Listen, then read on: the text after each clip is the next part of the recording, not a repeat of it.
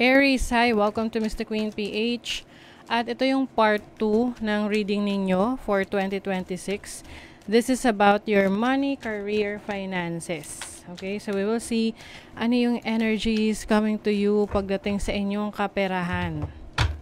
Ayan. This is a general reading, so maaari kayong makarelate, maaring hindi. Just take what resonates. Paalala lang, ito lang po yung aking account. Hindi po ako magme-message sa inyo na unang magme-message sa inyo para mag-offer ng private readings or any services, no? Meron kasing nagre-re-upload ng aking mga videos at nagpapanggap na Mystic Queen PH. So, maging mapanuri. Ayan. Lahat ng information ko, mga links nasa description or sa comment section. Doon lang po kayo mag-book or mag-inquire. Okay? Let's see. Aries. Anong energies for you? Kaperahan. Kaperahan for Aries. Ascendant. This is yourself. So, maaring ngayong 2024, meron kang mga i-improve sa iyong sarili, kakayanan mo, abilities mo, para mas dumami ang income mo. You have opposition, confrontation. May mga pumipigil or pipigil sa mga plano mo. Maaring maka-experience ka ng challenge or discomfort. Pero part kasi yan ng growth mo. Diyan mo malalaman kung talagang ready ka na for a new opportunity. You also have the 6th house. Pay attention to your health. Syempre, sabi nga natin, no, health is wealth. 'Di ba? Hindi tayo makakapagtrabaho at or magiging productive kung may problema tayo sa ating kalusugan or maapektuhan yung productivity natin. So you will also focus on taking care of your health. 6th house is also about your work, your daily routine. So maaring meron kang mga bagong routine sa iyong trabaho, sa career mo para mas mapaunlad mo ang iyong kaperahan. Let's see what else. What is this about ascendant? Ano to? For Aries, kaperahan. Creation. Oh my God. Oh. Ace of Cups. So you are going to be more creative. Meron kang mga bagong ideas or ito yung mga sources of happiness mo, no? Na pwedeng ito ay gagamitin mo to earn money. Some of you, this is content creation. Pwedeng anything na i-create mo to make money. You have the 8 of Cups, walking away from a situation. So, Ace of Cups is a new beginning, no? So, maaring meron kang kailangang iwanan na sitwasyon para makapag-focus ka dito sa bago. Sa bagong opportunity mo for your career or business. Pwede rin pag-shift to, no? You are shifting your focus. Let's say, dati empleyado ka. So, you are shifting your focus sa pagiging self-employed or yung wala kang boss or meron kang sarili mong business. Okay. Ano tong confrontation, opposition? Ano tong challenge na to? For Aries. The 8 of Pentacles. Okay, mastery. Maaring maging challenging sa'yo yung time, effort na ilalaan mo dito sa nagsisimulang oportunidad sa'yo. Kailangan kasi dyan, committed ka. Oo. Para ma-master mo yung craft mo. Maaring yan din yung, hindi naman talaga specifically tao, yung balakid, no? Pwedeng ikaw yan mismo or sitwasyon mo. Na pwedeng busy ka, 'di ba? Tapos, naghahanap ka ng oras at panahon para masimulan yung gusto mong mangyari for your career or business sa 2026. Hindi mo magawa ng oras. O, paano yun? Paano mangyayari yun? So, of course, you have to give your time. O, decision making. Make that decision. Okay? Itong decision making na to, this is guided by your instinct, by your intuition. So, kailangan mong mag-decide alin ang pipiliin mo, saan ang focus mo. Kasi pwedeng, yung iba sa inyo, naguguluhan pa. What else? Ano tong 6th house na to? Knight of Swords. Fast thinking. Okay. Ito yung pagkakaroon ng mabilis na response sa mga ideas mo. Diba, may idea ka sa career, trabaho mo, business. O ano ngayon ang response mo dun sa idea na yon?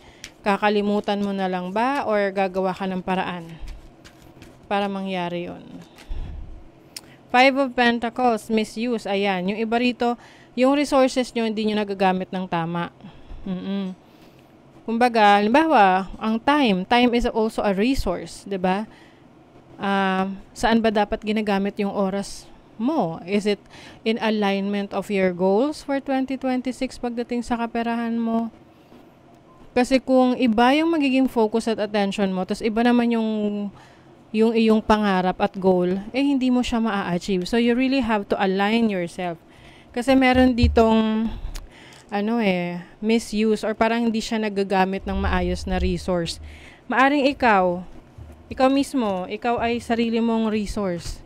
Ikaw yung sarili mong pinagkukunan ng ideas, ng lakas. And even sa finances mo, maaring nagiging ka rin, yung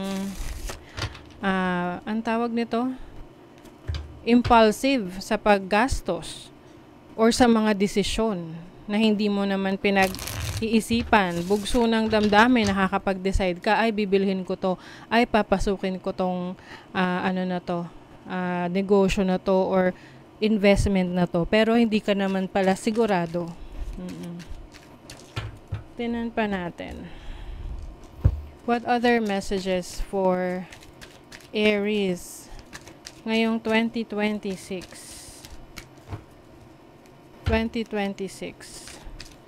Money, career, finances. Work-life balance.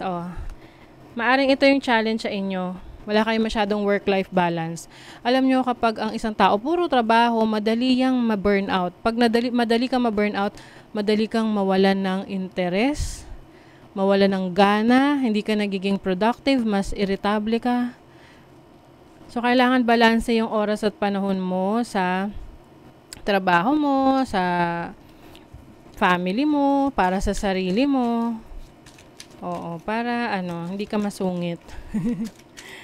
Oo, you have to reward yourself as well. Efficient work habits. Ayan. Ito yung paraan para magkaroon ka ng work-life balance is yung working habits mo or yung work habits mo. Dapat efficient. Kumbaga, meron kang proseso or sistema na ginagamit para mapadali, mapabilis, at mas maging productive ka. Yung simpleng pagsusulat ng iyong schedule or yung mga goals mo for the day, na yun makakatulong na yun para i-manage mo yung yung iyong habits, yung routines mo. So, may focus sa routine. Meron kang babaguhin sa routine mo. Strategic planning, yes. Ito nga yun. Ito yung magde-develop ka ng strategic plan para sa career mo, para sa finances mo. Magsiset ka ng long-term goals. Pang matagalan, hindi yung pang short time lang. Oo. So, mas long-term, like for the whole 2026. Ano yung goals mo? Gusto mo bang ma-promote? O anong kailangan? Anong requirements para ma-promote? Perfect attendance, maganda yung performance. So, yun yung kailangan mong i-hit, no? Yun yung kailangan mong ma-achieve. Professional growth. Meron ding professional growth for you. However, nakasalalay ito sa'yo, depende sa focus mo. Okay? Kasi minsan pag may mga minor setback, parang ayaw mo na Feeling mo, hindi na yun para sa'yo. Paano kung tinetest ka lang ng universe? 'Di ba? Na tingnan ko nga kung talagang gusto to ni Aries. Gusto niya ba talaga to o nagtitrip lang siya? 'Di ba? Okay, let's see what else. Step forward now and sing your song. There is power in finding your voice. So, finding your voice, ito yung talagang para sa'yo. Ito talaga yung unique Unique para sa'yo. Unique talents mo, unique skills mo, 'di ba? The power to heal the earth is within you. So some of you meron kayong healing frequencies, healing energies na makakatulong sa collective. Pwede kayong mag-share ng ideas nyo, ng experiences ninyo, maging inspirational rin sa iba. Reevaluate your priorities. It is time to let go of what you no longer need. See, I think ito yung 8 of Cups energy na iiwanan mo na sitwasyon or iiwanan mo or i-let go mo na mindset. Oo. I-re-evaluate mo yung priorities mo for your money, career, finances. So that is your reading, Aries. Thank you so much. See you again.